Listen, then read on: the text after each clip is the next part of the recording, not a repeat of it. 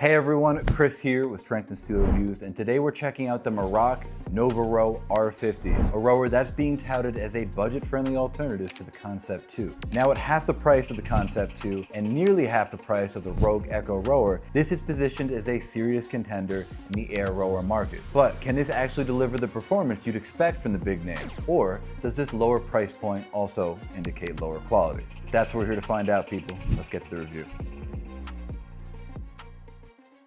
Before we proceed, Meroc did send this rower for free in exchange for an honest review. They've also supplied me with a coupon code that I've attached below, so if you're interested, check that out. All right, so right out of the box, the first thing that stood out to me was just how easy this thing was to assemble. It took me about 15 minutes, and I'm not exaggerating. There were literally 10 screws with washers and an Allen wrench.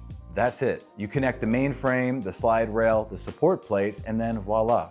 You're done. If you're like me and you dread assembling equipment, this one's quick, painless, and overall a fantastic relief. Now, as for the machine itself, I will say that the seat is surprisingly comfortable. If you've used a Concept 2 before, the shape and size will feel familiar, almost eerily so. But Meroc's seat does have a bit more softness to it. It's definitely easier on the backside during longer rows and longer rowing sessions. And this handle is ergonomically shaped. It's got a nice textured grip that keeps your hands from slipping, even when you get all greasy and hot and sweaty and bothered, as I am personally apt to do. And like the Concept 2, this thing uses a nickel-plated chain, so you're gonna get that same sturdy, smooth pull. So the R50 weighs about 73 pounds, which is roughly 16 pounds heavier than the Concept 2. But genuinely, it still doesn't feel bulky. And just like the Concept 2, you can stand this thing upright for storage, which is a big win for us home gym owners that are always eager to save space. Now, if you want to, you can dismantle it into two separate pieces, and Meroc encourages you to do just that. But I don't think anyone with enough ceiling height is going to separate it into those two pieces, because despite what Meroc says,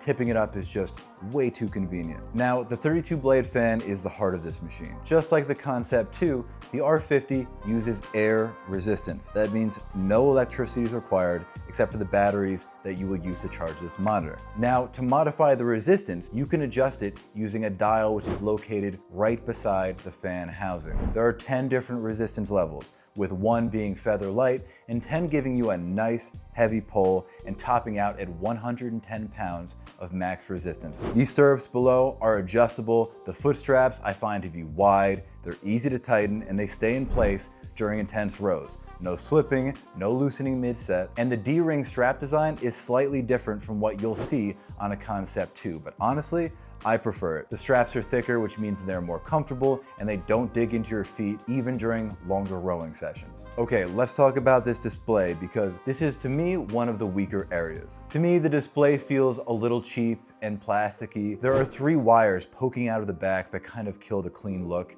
that you might be hoping for. It's not a deal breaker, but it's not going to win any design awards either. That said, functionally, it actually does a pretty solid job. It tracks all the key metrics that you'd expect: time, distance, strokes per minute, wattage, pulse, calories, and your 500-meter split time. And this monitor arm is adjustable, so you can tilt or rotate it depending on your height or the kind of lighting that you might have in your gym. That helps a bit with one downside that I've noticed, and that is that there's some glare on the screen, especially near windows, and it can be a little tough to read from a distance. Still, when it's up close, it gets the job done. Outside, which is where I really like to use this thing, you might experience even more of a glare, so be ready for that. Now, Meroc does have an app, and it's got a bunch of features. It's got 2D and 3D maps. It's got scenic routes. It's got different challenges that you can compare with friends and other competitors. It's even got game modes. It also connects via Bluetooth, and it supports Z-Swift and Kino Map. Now, personally, I've encountered these apps before. I don't really use them. It's just not my thing, but it is there if you're someone who requires a little extra motivation,